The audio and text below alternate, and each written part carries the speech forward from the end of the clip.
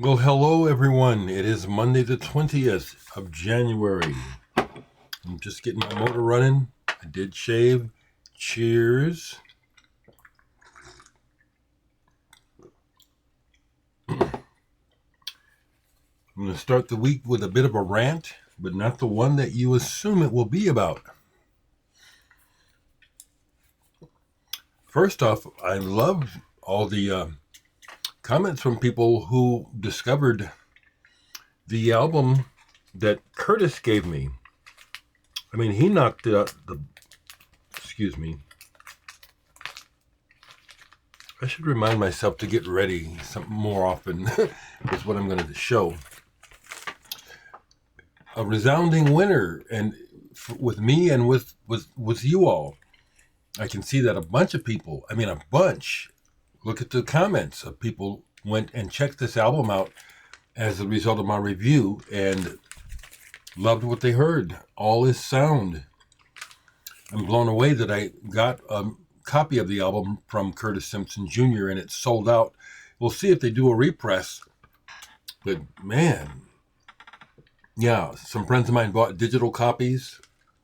Someone said it made them cry. That's the beauty of music. And connected with that, more positive feedback about my music and me. Thank you very, very much. Which leads to my rant. So yesterday, spent just a little bit of time on Facebook. I don't spend a lot of time on Facebook, on and off throughout the day, sometimes not. But yesterday was a bit of an on and off day.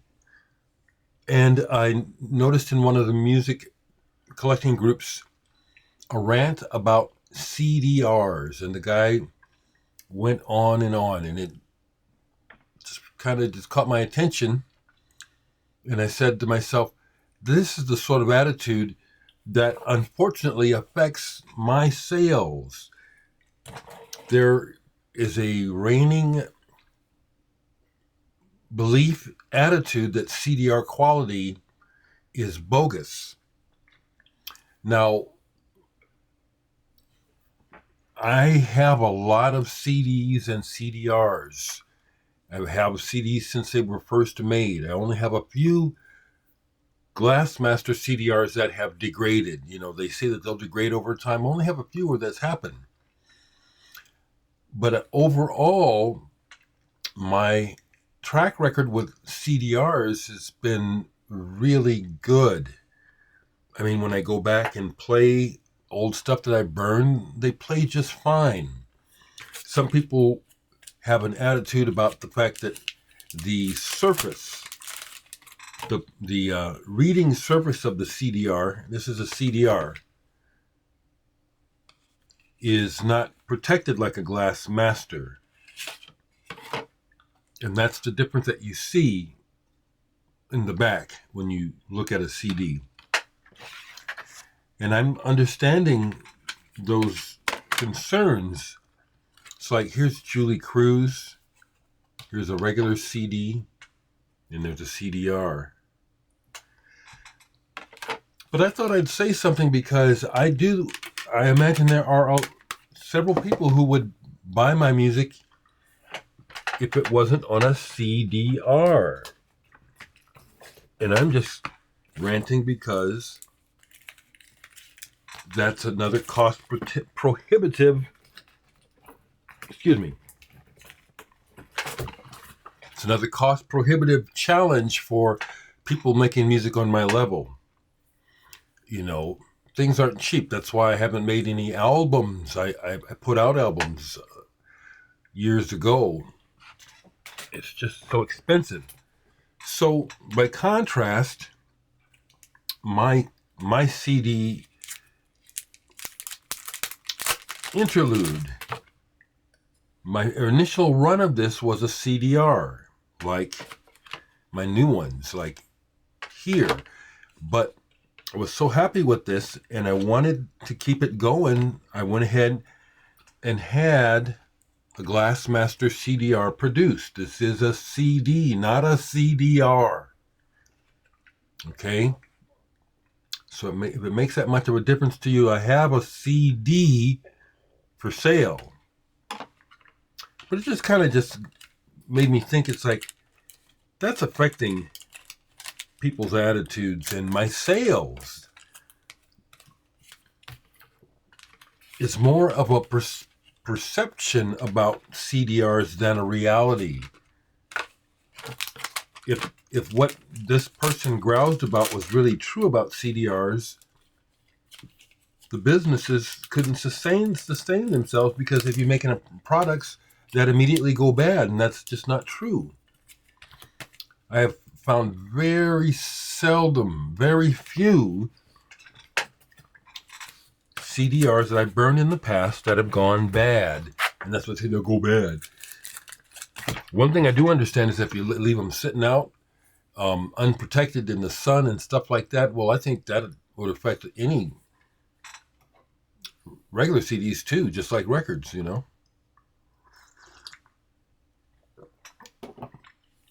So don't be afraid to pick up this music. You're missing out because of an attitude. And that's my comment. I think you're missing out. Some of you folks are missing out thinking, oh, I'm not going to buy a CDR. I think you're missing out. I really do. So I'll share a little bit more. Music is a big part of every day for me. It is. One way or the other. I get music spinning more than I don't sit around and watch TV. And I don't sit around glued to the internet all day either. It's a part of my day, but it's not all day. And so, interestingly, I love contrast. So I listened to the research, Cosmic Tones Research Trio again yesterday. This is amazing.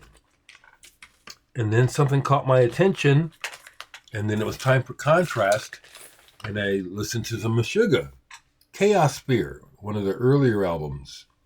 This is a reissue. I love this band.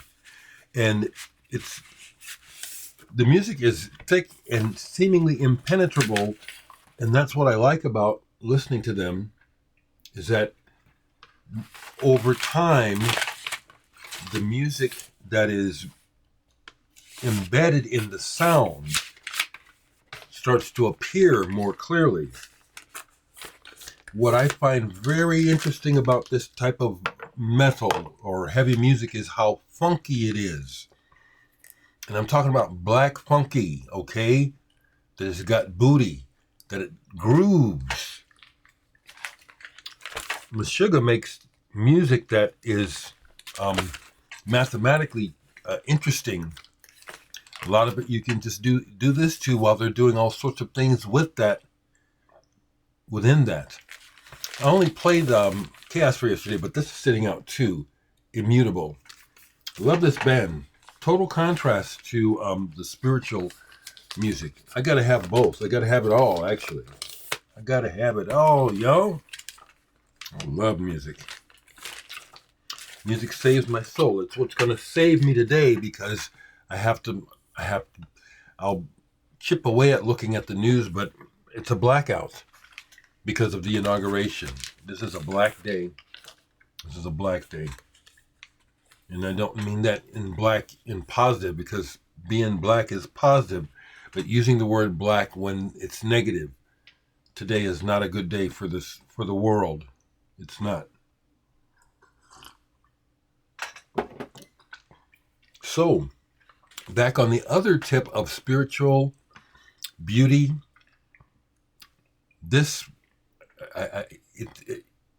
like David Bowie's Black Star, that album can be hard for me to listen to because of his death.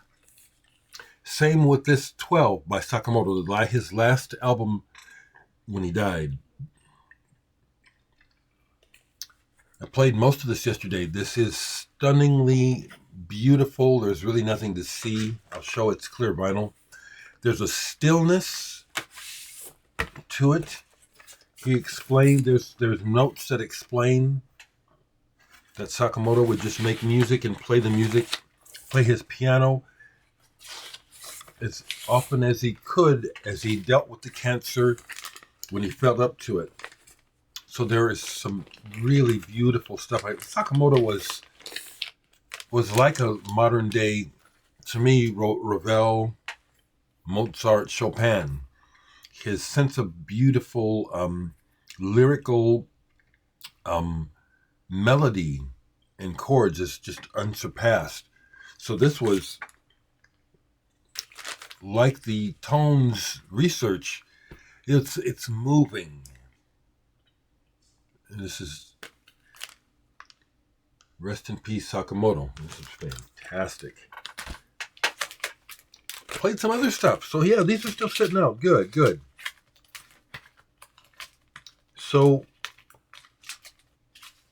I put the other one away. I don't know why, but in the afternoon I listened to some jazz, like coffee table jazz. It's soft jazz. It's not fusion, but this is good. Teruo Nakamura, Rising Sun, and I was playing the other one. This is the one actually I played. I like this one so much I played one side of this twice yesterday. Teruo Nakamura and the Rising Sun Manhattan Special. Nakamura is a bass player, synthesizer, and I think he writes most of this stuff too. Okay, he's got good players, guests on here like Herbie Hancock, and that's one of the main names. James Madison. No, it's not. I was thinking of James Gadsden. This stuff is really pleasant. It's a step above some of the soft jazz that you encounter in porn movies. Okay, I'm human. I know what goes on, and that actually has been a marker for me. It's like my music is not made for porn, and it's not good background music for stuff like that, you know. And this isn't either. It's close to it. That was really enjoyable. Let's keep going because just contrast.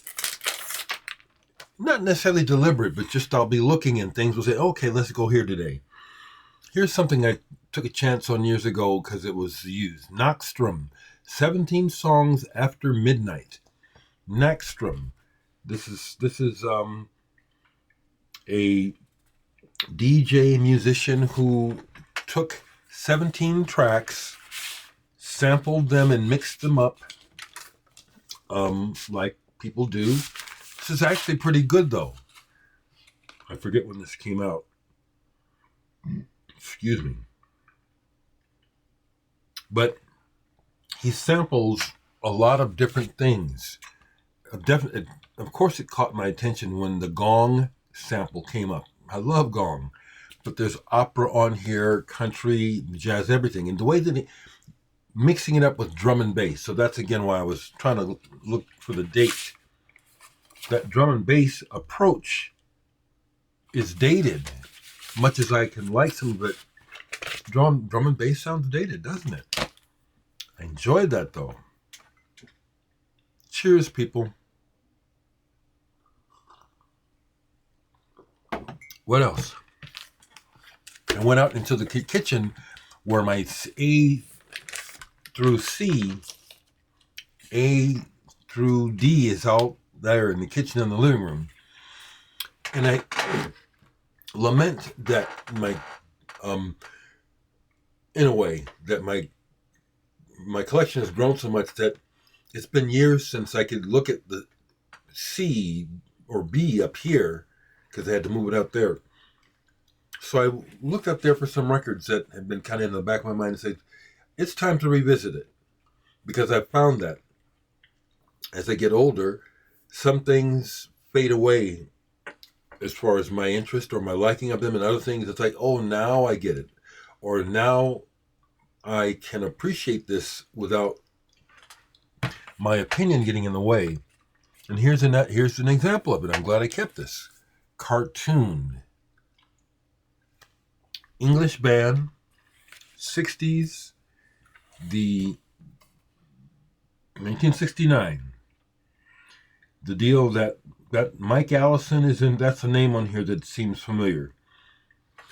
The one of the things that made this album stand out was how Jimmy Page is listed as guest artist on the album. And Jimmy Page did a lot of session work in his young days, so this is just par for the course. But it's actually, I like this album now. I always knew that it was good at what it was. A little bit of R&B inflected English rock is what it is. Oh, I almost had the band that they remind me of, that it's gone already. But this was enjoyable. Oh, also, this is an old copy. This is an old Atlantic. There's older Atlantic labels, but this takes you back. This was good. And on the, I listened to some jazzy stuff as well. Andrea Ceccarelli, Italian drummer, members of Magma and other folks like that are on this album. I love this cover. I hate that it's defaced by my local radio station, which is where I found it. Love the cover, though. And mostly this is good. They actually do a Magma. They do a take of De Futura on here by Magma. But they don't call it that. Yannick Top plays based on this. I think it's a Yannick Top bass line. This is enjoyable. This is good. If you see this cheap, like El Bicho Feo says, cheap heat, grab it. Now here's an example of an album where it's like, to me, it's just a lackluster album cover, and the album deserves better. But it also is typical of this label, GRP, Billy Cobham Warning, GRP Records. They put out, I forget what it stands for, but they have put out a lot of records over the years with, I think, questionable artwork, just really generic. And this is a good jazz rock album. Really could have done with a better cover. I quite enjoyed this. I love Billy Cobham's drumming. I have not seen Billy Cobham live. I wish. He's someone that greatly respect and love his playing. And the thing that started off my rummaging through looking for stuff to play yesterday, the thing I started with was this. Again, things will pop in my head, like I think it does for a lot of people. All of a sudden you're hearing this music, this song, and you don't know why. And say, okay, play it. Stranglers, The Sweet Smell of Success. This is a 12-inch single with remixes of it. Really like the Stranglers. I've listened to their story, many interviews with the band. So typical of bands where you'll come together and make it work at first, and as time goes on, you'll find out how much you don't have in common with the other members of the band, and how much you actually don't like the other people.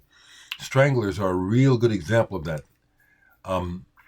Hugh Cornwell, J.J. Burnell, those guys, they were very frank in their assessment of the band and their relationships, which were terrible. But I lost interest in them. Their quality of material, in my opinion, went down after Hugh Cornwell left. I thought he was a very good frontman, and I like his voice. So that's the music I have to share today. And let's just strap in and see how it goes. That's all I can say about this new era of America. All right? Back to my original topic. I want to challenge if you're a person who has not bought a CDR from me because of that attitude about CDRs. I challenge it. These play fine. I haven't had to replace anyone saying, it's a bogus CD, it doesn't play. They all play, and they last. Like I said, I've got CDs I've had for decades now, because CDs will go back to the 80s. They still play just fine. This one is gone, but I got stuff to sell. All right? Have a good day. Talk to me. Let me know how you're doing, folks. Family, of course you're in my mind all the time. Take care, people.